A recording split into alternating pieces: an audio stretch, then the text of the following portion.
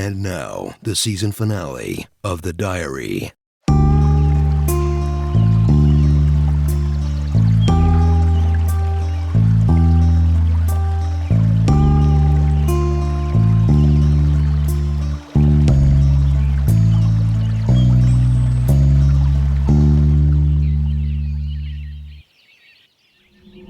Previously on The Diary. Rocco starts shooting at Mr. Morgan and Bobby. What if I gave enough blood to save both their lives, even if it means I don't get to save mine? I would have instantly saved Bobby, but Mr. Morgan's girlfriend changed everything. I switched to a new bag to fill up another one for Bobby. No one will know it was all my idea, my fault, but they will know I did all I could to correct it. How do you bring the zombie nematodes into the country undetected, consume them, and bring them inside my body? But what if one or some of them hatch inside me? So I found there was a medication called niclosamide that was available for purchase on eBay. They ship it all the way from Thailand. However, the medicine has not yet arrived. Jessica, why would you try to kill yourself? I didn't slit my wrists, although the thought did cross my mind. Seriously, a few times. The doctor said that since Jessica's state is already delicate from the false suicide, she'll need a blood transfusion to fight the infection, and I'll be here to give it to her. Without it, there's no chance she can survive the sepsis. And then something crazy happened. I was sitting next to her when the doctors gave her the anesthesia. And then Craig, my friend from South America, walked in. She was still awake when he arrived. She started hyperventilating. The drugs were kicking in, so she couldn't say what was stressing her out so much. But she never broke eye contact with Craig. In my dad's journal, he said he drew blood out of the good twin and hoped it was used to save her and not the evil one. But what if he mistakenly took it from the evil one and was used to save me? And that's what's flowing through my veins. I convinced the guards to let me see the surveillance footage from the morning Jessica had her wrists cut. My sister. On her way to Jessica's room, she suddenly stopped and posed for one of the security cameras. I could see a lot of the skin on her back. She has burn scars between her shoulder blades. If she has the scars, then I was the one who tried to kill her. I am the evil twin. The following takes place on July 7th, 2015. Dear Diary, I can't stop crying. I really screwed up this time. It all started with Jessica hyperventilating before her surgery. It made me worry tremendously. And then the footage of my sister in the hospital made me angry AF. And then seeing the scars on her back confused me to the point where I doubted myself. Then I started thinking about it more. Unfortunately, it does make sense. Both Bobby and Mr. Morgan were nice guys in general.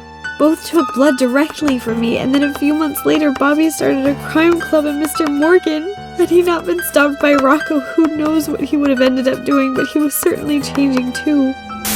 I looked up at Bobby, and my skin got cold all across. A single tear blew out of my eye out of compelling fear.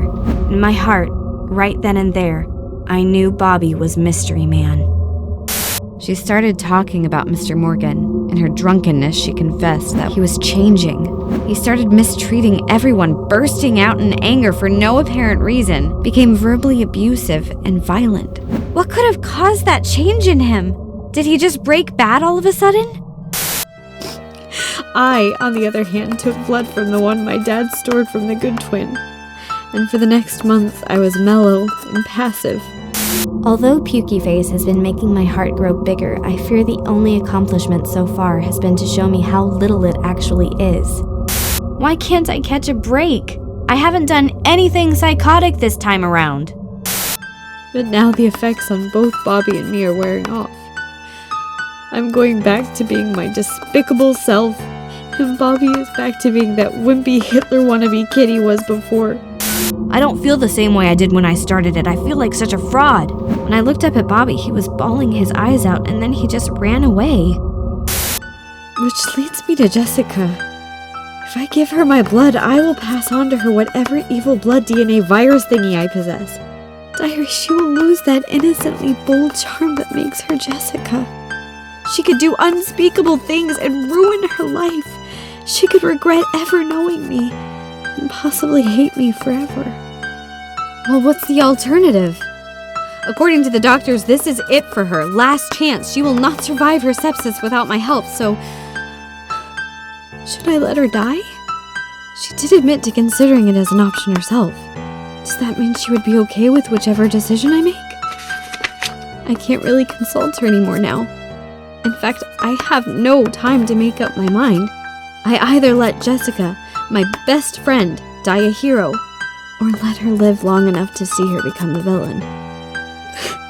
That's when I started crying and I haven't been able to stop. But then I thought maybe if I read her entries in my diary, her intentions could appear clear, and the decision would be simpler. So I did. I read them all. She used my name a lot. I'm gonna scribble that out. Oh my god! She knows that I kissed her! You looked at me with your eyes filled with tears as you brushed my hair back with your hand, then told me everything would be just fine, and then you kissed me. You thought I was unconscious, but I wasn't. I'm so embarrassed! Holy nematodes! She killed the wrong man! I spent 2 years in a psych ward for her and she didn't even get the right guy? Took the fall for me, for killing the wrong man. Escaped into the night. Jessica. I can tell she felt guilty, and that's probably why she felt like escaping silently into the night. What should I do? I'm more confused now. I couldn't breathe. But I love her so much. Too much, actually. Maybe I should dial it back a little. I don't know. I just sentenced a woman to death for her. I thoughtlessly added the zombie nematode eggs to her dish. But I came back to myself only to notice that the arts teacher had already started eating. Little Timothy lost his teeth for her when I called Bobby about helping Jessica. So then he told me the story of Timothy. I checked it out. The kid is in the hospital with a broken jaw. Should I let her just drift away and protect her reputation for her sake? And let her find the sweet mercy of death, but forever feel like I took revenge on her and lose her permanently? Or should I save her, knowing my blood will corrupt her and that she is destined to ruin her life, being aware that she will no longer be the person I admire, and minding that our friendship will surely be set on fire when she discovers I did that to her? I'll lose her either way, one way or another. Which option is the most selfish? Or the most selfless? And then the doctor came in. Ready? He asked with a smile. And then I got a text notification on my phone that my medicine had arrived. I had ordered the zombie nematode pills to Mr. Morgan's house and had been anxiously waiting for that message. Did it really have to arrive that very second? What would you do, diary? How evil are you?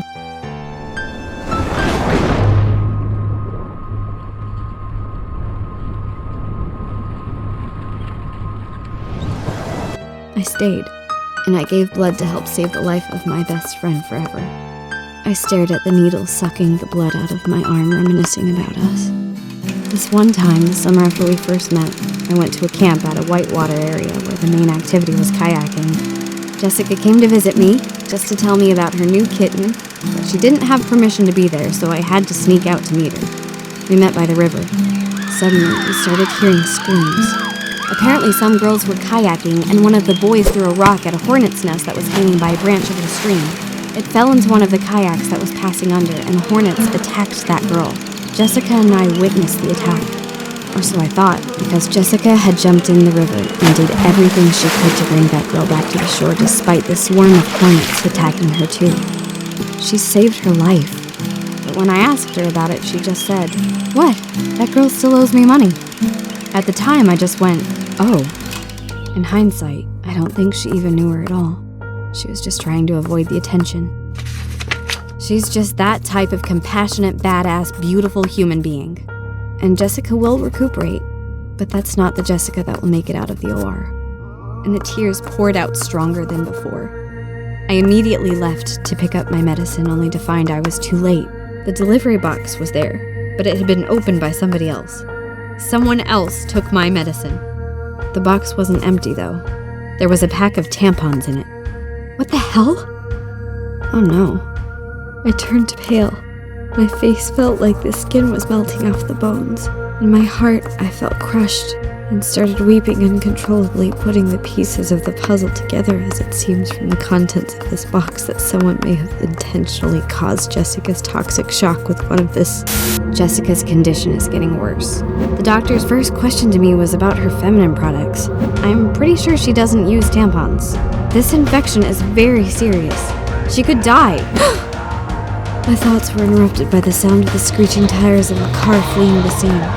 It was Craig, with those sharp blue eyes in the driver's seat, and my twin sister in the passenger seat, waving my medicine up in the air for me to see. I watched them both, in dire awe, escape into the night in what looked like to be the arts teacher's car. And I stood there with a frozen stare, wondering if that's why the arts teacher couldn't find the keys to her car, or if she was even the one driving the car that crashed into us that night. That's why she had no injuries. I told her what I thought about the video editing and the computer log. She got so amped up about it, she wanted to go right then and there, no hesitation. She stormed through the house like a Tasmanian devil looking for the keys to her car, but was only able to find the spare key. I recognized the car in a second, and it still has the dents of the crash. Just, her car is much nicer and took the impact a lot better, protected her better, and she doesn't know it was us. And the earth stood still as I mindlessly scratched an itchy bump on the left side of my neck.